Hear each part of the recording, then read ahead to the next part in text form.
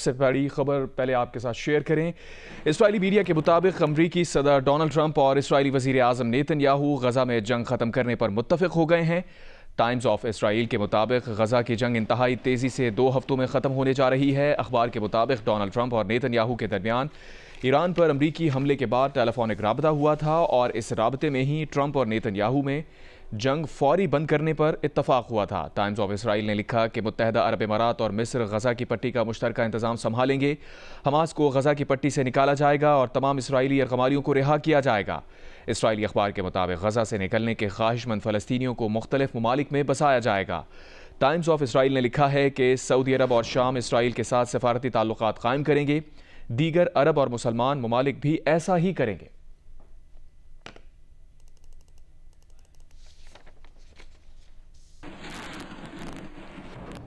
Israeli वज़ीर आज़म Netanyahu का कहना है कि ईरान के खिलाफ फतह ने अमन के दरवाजे खोल दिए हैं। हम ईरान के खिलाफ ताकत से लड़े और अजीम फतह हासिल की। इस फतह से अमन माहिदों में ड्रामाई तोसी का एक मौका है जिस पर हम भरपूर तरीके से काम कर रहे हैं। यरगमालियों की रिहाई और हमास की शिकस्त का मौका मिला है जिसे हम ज़ाया नहीं करेंगे। हम अब एक दिन भी ज़ाया नहीं करना चाहिए।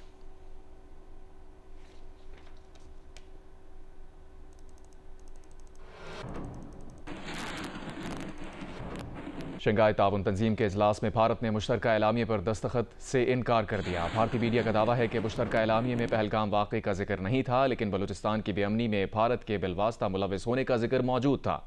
बीजिंग में होने वाले वज़राए दिफा के इजलास से खिताब में वज़ीर दिफा ख्वाजा आसिफ ने कहा, तमाम रियासतें दहशतगर्दी के खिलाफ मुश्तरका कोशिशों को सियासी रंग देने से गुरेज करें। दहशतगर्दी मुश्तरका ख़तरा है जिससे इज्तमाई तौर पर निमटने की ज़रूरत है। ख्वाजा आसिफ ने गजा में फौरी तौर पर मुस्तकिल जंगबंदी नाफिज करने का भी मुतालबा किया। कहा, आलमी बरादरी देरीना हल तलब तनाज़ात, मसला कश्मीर और फ़लस्तीन का पुरअमन हल यकीनी बनाए। ऐसे हल तलब तनाज़ात आलमी अमन व सलामती के लिए मुस्तकिल ख़तरा बने हुए हैं।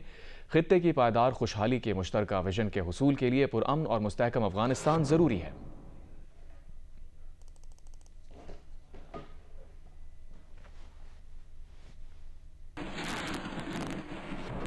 शंघाई ताउन तंजीम इजलास में पाकिस्तान के बाद बोलने की भारतीय दरख्वास्त मुस्तरद कर दी गई। वज़ीर दिफा ख्वाजा आसिफ ने पाकिस्तान में भारतीय मुदाखलत के शवाहिद सब ममालिक के सामने पेश कर दिए। जाफर एक्सप्रेस और कुलभूषण जाधव का भी जिक्र कर दिया। इस पर भारतीय वज़ीर दिफा राजनाथ सिंह ने चीनी वज़ीर से दोबारा बोलने की दरख्वास्त की, लेकिन उनकी दरख्वास्त चीनी वज़ीर ने मुस्तरद कर दी। जियो न्यूज़ के प्रोग्राम आज शाहज़ेब खानज़ादा के साथ में बात करते हुए ख्वाजा आसिफ ने कहा कि शंघाई ताउन तंजीम के एलामिये में कश्मीर और बलूचिस्तान का जिक्र था। दीगर ममालिक ने भी पाकिस्तान के मौक़िफ़ की हिमायत की। ख्वाजा आसिफ ने कहा कि कॉन्फ्रेंस का एलामिया मुश्तरका होता है, अगर कोई रुकन गैर हाजिर हो तो एलामिया जारी नहीं किया जाता। वज़ीर दिफा ने कहा कि तंजीम के 9 मुल्क मुश्तरका एलामिया पर मुत्तफ़िक़ थे, मगर भारत ने उस पर दस्तखत नहीं किए। भारतीय मीडिया शोर मचा रहा है, एलामिया नहीं आया। भारतीय वजीर दिफा का जो नंबर था वो दूसरे या तीसरे नंबर पे उनकी स्पीच थी। मेरा 5वें नंबर वो अल्फाबेटिकली होता है। मैंने जाफर एक्सप्रेस का, कुलभूषण का, ये सारे मैंने जो हमारे पास एविडेंसेस हैं वो मैंने उनका मेंशन किया। उसके बाद जो है रिक्वेस्ट की भारतीय वजीर दिफा ने कि जी मुझे मौका दिया जाए बोलने का। ऐसी कोई ट्रेडिशन नहीं है कि दोबारा आपको मौका दिया जाए। डिनाई किया गया इनको बोलने का। उससे जो है ये सारा सिलसिला शुरू हुआ। ड्राफ्ट था, 9 मुल्क जो थे उसके ऊपर जो है एग्री करके वो थे। भारत अकेला था जो इसने उस पे रिजर्वेशन जो है शो की हुई थी, क्योंकि हमें बोलने का मौका नहीं दिया गया। और दूसरा जो है कि जम्मू कश्मीर का जिक्र था, हमने बलूचिस्तान की बात की है, वो नहीं करना चाहते थे। एविडेंस बेस्ड हमारा स्टैंड था जो वहाँ पे बाकी तमाम ममालिक ने एक्सेप्ट किया। वो अकेले थे मेंबर सारी गैदरिंग में। आप क्या खुद भी फर्क देख रहे हैं? पाकिस्तान के बारे में एक रवैया आपको फर्क दिखा और भारत के हवाले से फर्क दिखा? क्रेडिबिलिटी में जमीन आसमान का फर्क है। पाकिस्तान के मौक़िफ़ को जो है वो एक्सेप्ट किया जा रहा है। भारत की जो अपनी रेपुटेशन जो है उसके हुक्मरानों ने खराब की हुई है। उसको डैमेज जो है उनके वज़ीर आज़म और वज़ीर आज़म के साथ ये 2-4 लोग जो हैं तो जो मुतशद्दद ज़हनीयत के मालिक हैं उन लोगों ने खराब की है। भारत ने इंटरनेशनल टेररिज्म को जो है वो फरोग दिया है, उसको सपोर्ट किया है, उसको स्पॉन्सर किया है। पाकिस्तान जो है वो बलूचिस्तान में और केपी के अंदर जो है भारतीय स्पॉन्सर्ड जो है टेररिज्म का जो है वो निशाना बना हुआ है। अफगानिस्तान की सरजमीन जो है BLA के लिए, TTP के लिए हिंदुस्तान जो है उसको इस्तेमाल कर रहा है। अमरीकी वज़ीर ख़ारजा मार्को रूबियो ने वज़ीर आज़म शहबाज शरीफ को फ़ोन किया है। वज़ीर आज़म हाउस के एलामी के मुताबिक वज़ीर आज़म ने ईरान इसराइल जंगबंदी कराने में सदर ट्रंप के किरदार को सराहा। वज़ीर आज़म ने पाक भारत जंगबंदी में अमरीका के कलीदी किरदार पर मार्को रूबियो से इजहार तशक्कुर किया। वज़ीर आज़म और अमरीकी वज़ीर ख़ारजा ने पाक अमरीका ताल्लुकात मज़ीद मजबूत बनाने के आज़म का आदा किया।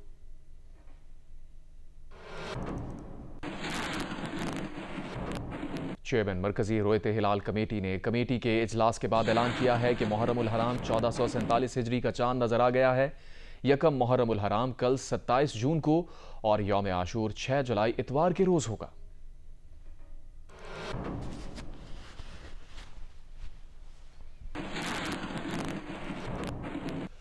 ताज़ा तरीन खबर है कि तूफान बादोबारा के बायस इस्लामाबाद से दुबई जाने वाली एक परवाज भटक कर भारतीय हुदूद में दाखिल हो गई। नारोवाल से मुसाफिर तैयारा भारतीय हुदूद में दाखिल होकर अमृतसर से चक्कर काटकर कसूर के रास्ते वापस पाकिस्तान में दाखिल हुआ। पाकिस्तान के ऊपर से परवाज करने वाली दर्जन भर बैनुल-अक़वामी परवाजें भी तूफान में फंसी रहीं। मज़ीद तफसीलात जानते हैं जियो न्यूज़ के नुमाइंदे अफजल नदीम डोगर से। जी अफजल, बताइए। ये आज तूफान बादोबारा पूरे पंजाब में रहा, जिसकी वजह से फ्लाइट ऑपरेशन काफी डिस्टर्ब हुआ।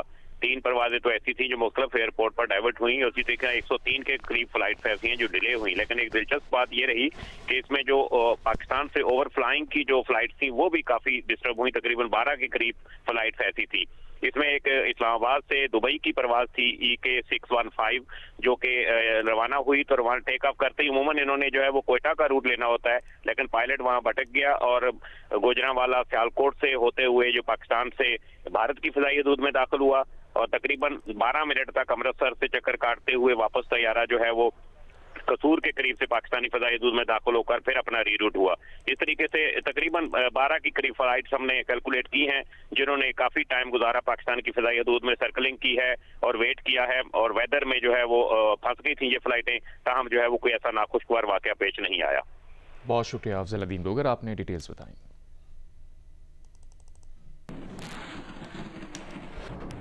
कराची के मुख्तलिफ इलाकों में गरज चमक के साथ तेज़ बारिश हुई है, जिसके बाद कई इलाकों में बिजली गायब हो गई। Surjani Town, Malir, North Karachi, IH Chundrigar Road, Gulshan Hadeed, Gadap और अतराफ के इलाकों में बादल बरसे।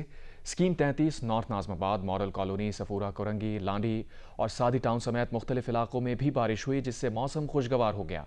शारा फैसल से सूरत हाल बता रहे हैं नुमाइंदा जियो न्यूज़ वकास आलम अंगारिया। जी, शदीद हब्स और गर्मी के बाद कराची में बिल आखिर बारिश का सिलसिला शुरू हो चुका है। मैं इस वक्त आपको रिपोर्ट कर रहा हूँ शारा फैसल से और मेरे अकब में आप देख सकते हैं थोड़ी ही देर की बारिश के बाद शारा फैसल का जो फौजिया वहाब फ्लाईओवर है यहाँ के, उसके जो है नीचे पानी जमा हो चुका है। कई मोटरसाइकिलें जो है वो यहाँ पर पुल के नीचे पार्क हुई हैं। इससे पहले सड़क पर जो है वो बारिश के पानी की वजह से कई मोटरसाइकिलों का एक्सीडेंट भी हुआ है। बारिश जो है वो थोड़ी देर तक जारी रही। निकासी आपका जो है वो अब तक सिलसिला नहीं हुआ, हालांकि बारिश की पेशगोई थी। अब सिलसिला ये है कि वक्फे वक्फे से बारिश जारी है और शहर भर के मुख्तलिफ इलाकों में बारिश हुई है। हदीद में, गुलशन में, नाजमाबाद में, इसके अलावा दीगर इलाकों में बारिश का सिलसिला जारी है।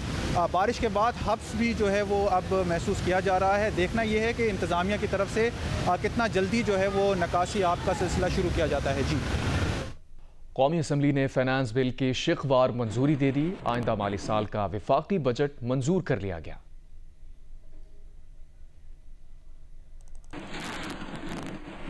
वज़ीर आज़म शहबाज शरीफ ने कहा है कि ईरान इसराइल जंगबंदी में पाकिस्तान ने इंतहाई मौसर किरदार अदा किया। पाकिस्तान ने भरपूर मुस्तकिल अंदाज में ईरान की हिमायत की। ईरान ने इसराइल को अपने दिफा में भरपूर जवाब दिया। काबीना इजलास से खिताब करते हुए वज़ीर आज़म ने कहा, वाशिंगटन में अमरीकी सदर से मुलाकात के बाद फील्ड मार्शल आसिम मुनीर की इस्तांबुल में ईरानी वज़ीर ख़ारजा से तफसीली मुलाकात हुई।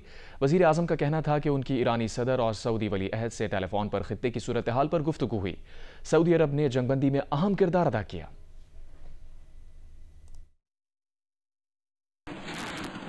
हमारे फील्ड मार्शल की जब मीटिंग हुई, लंचन मीटिंग, वहाँ पे वाशिंगटन में प्रेसिडेंट ट्रंप के साथ, फिर इस्तांबुल में सिपहसालार की मीटिंग हुई अब्बास अरागची के साथ 1-1.5 घंटा, और वहाँ पर उन्होंने उनको कहा कि पाकिस्तान ये काविशें कर रहा है, तो इसमें हम अपना आगे बढ़ें। उसका फिर आपने देखा कि प्रेसिडेंट ट्रंप और उन्होंने फिर ये जंग बंद कराई। अल्लाह ताला का शुक्र है कि जंग बंद हो गई। इसमें यकीनन ईरानी जो कौम है उन्होंने फिर बड़ी जुर्रत का मुजाहरा किया, बड़ी बहादुरी के साथ वो झुके नहीं। सऊदी अरब के जो वली अहद हैं, मेरी उनसे फिर टेलीफोन पे बात हुई और उनसे बड़ी तफसील से बात हुई। उन्होंने भी ये, मैं आपको बिल्कुल इखलास से बता रहा हूँ कि इस जंग में को रुकवाने में बड़ा अपना किरदार अदा किया। सबसे मुल्तमस हूँ कि अब इस बजट को हाउस में पास कराने के लिए उसी तनदेही से, उसी आप कोशिश से आप काम लें, ताकि ये बजट जो है अपने एक कामयाबी के साथ अपने इख्तिताम पर पहुँचे और 1 जुलाई से हम शबाना रोज़ अपनी जो काविशें हैं मईशत को संभालने के लिए, उसको बेहतर बनाने के लिए, उसमें दोबारा हम उसमें जुट जाएं। ईरानी सुप्रीम लीडर आयतुल्लाह खामनाई का ईरान इसराइल जंगबंदी के बाद सरकारी टेलीविजन पर पहला रिकॉर्डेड खिताब। आयतुल्लाह खामनाई का कहना था कि ईरानी मुसल्लह अफवाज ने इसराइल के कसीरुल सतही दिफाई निज़ाम को तोड़ने में कामयाबी हासिल की। ईरानी सुप्रीम लीडर का कहना था कि अमरीकी सदर ट्रंप शोमैनशिप चाहते थे। अमरीका ने जौहरी तंसीबात को निशाना बनाया, लेकिन वो ज़्यादा कुछ हासिल नहीं कर सका। ईरान का बड़े अमरीकी फ़ौजी अड्डों तक रसाई हासिल करना एक बड़ी कामयाबी है। अगर जारिहत दोबारा शुरू हुई तो ऐसे इक़दाम दोहराए जा सकते हैं। उनका कहना था कि ईरान के दुश्मन मिसाइल या जौहरी प्रोग्राम जैसे बहाने इस्तेमाल करते हैं, लेकिन दर हकीकत वो ईरान के हथियार डालने के ख़्वाहां हैं। आयतुल्लाह खामनाई ने अमरीकी सदर ट्रंप की जानिब से ईरान के हथियार डालने के मुतालबे का हवाला देते हुए कहा, ट्रंप ने सच्चाई को बेनकाब कर दिया है कि अमरीका सिर्फ उस वक्त मुतमईन होगा जब ईरान हथियार डाल देगा, लेकिन ताकतवर ईरानी कौम कभी हथियार नहीं डालेगी।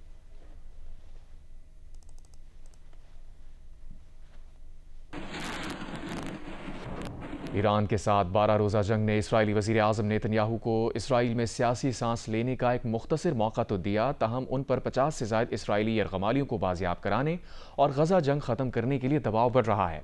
अमरीकी सदर डोनाल्ड ट्रंप का ये बयान भी नेतन्याहू के लिए हसीमत का बायस बना है कि जंग के आखिरी दिनों में ईरान से इसराइल को बहुत मार लगी। नेतन्याहू के सियासी मुस्तकबिल के हवाले से ज़रगून शाह की रिपोर्ट।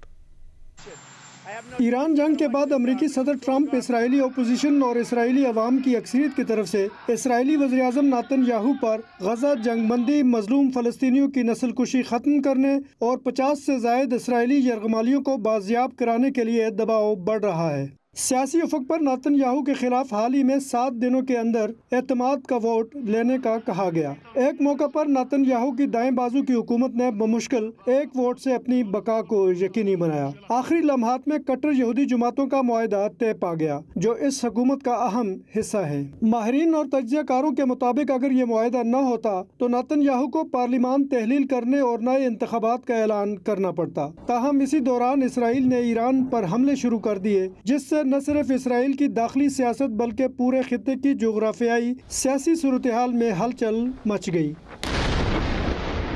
ईरान के साथ जंगबंदी कराने के लिए अमरीकी सदर डोनाल्ड ट्रंप का ये बयान भी नेतन्याहू के लिए इसराइल और दुनिया भर में हजीमत का बायस बना है कि लड़ाई के आखिरी दिनों में ईरान ने इसराइल की बहुत पिटाई की। नेतन्याहू पर मुख्तलिफ मुकदमात में 3 बार फर्द जुर्म आयद हो चुकी। इस वक्त भी नेतन्याहू को एक बड़े करप्शन केस का सामना है। जंगी जराइम के इर्तिकाब पर इंटरनेशनल क्रिमिनल कोर्ट से नेतन्याहू के वारंट गिरफ्तारी जारी हो चुके। आलमी तज्जियाकारों के मुताबिक हतमी फर्द जुर्म आयद होने से इसराइली वज़ीर-ए-आज़म पर इस्तीफे के लिए दबाव बढ़ सकता है। ज़रगून शाह, जियो न्यूज़, इस्लामाबाद। द न्यूज़ और जंग के ज़ेरे एहतमाम एजुकेशन एक्सपो 2025 का इस्लामाबाद में इनेकाद हुआ। तुलबा की बड़ी तादाद ने मुस्तकबिल में आला तालीम के हुसूल के लिए रहनुमाई हासिल की। नौशीन यूसुफ रिपोर्ट कर रहे हैं। मुल्क में हायर एजुकेशन के फरोग के लिए इस्लामाबाद में एजुकेशन एक्सपो, दी न्यूज और जंग के जेर एहतमाम एक्सपो में 27 से ज़ायद स्टॉल्स लगाए गए। मुल्की और गैर मुल्की तालीमी इदारे शरीक हुए। तलबा की बड़ी तादाद को मुख्तलिफ यूनिवर्सिटीज में दाखिले के लिए एक ही छत तले रहनुमाई फराहम की गई। मैं कश्मीर से आया हूँ, यहाँ पे आगे स्टडी के लिए मुझे इन्फॉर्मेशन चाहिए थी, जिसकी वजह से ये काफ़ी मुझे हेल्पफुल हो रहा है मेरे लिए। प्रीटी इन्फॉर्मेटिव इट वाज और we liked it a lot. ये काफ़ी ज़्यादा हेल्पफुल था। यहाँ पे आके सोशलाइज करने को मिला, यहाँ पे डिफरेंट इंस्टीट्यूट्स के बारे में पता चला, डिफरेंट प्रोग्राम्स के बारे में पता चला।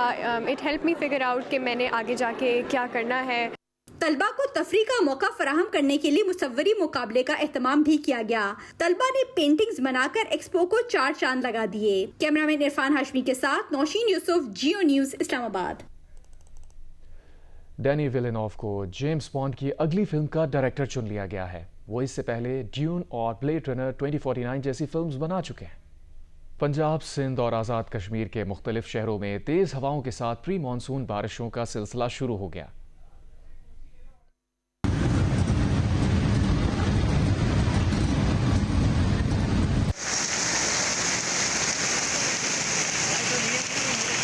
सिंध और पंजाब के मुख्तलिफ शहरों में तेज हवाएं, काले बादल और अमरीकी सदर डोनाल्ड ट्रंप की तरफ से चीन को ईरान से तेल खरीदारी की इजाज़त के बाद पाकिस्तान इलाकाई तिजारत के फ़रोग़ समेत तवानाई के शोबे में ताउन के मौक़े देख रहा है।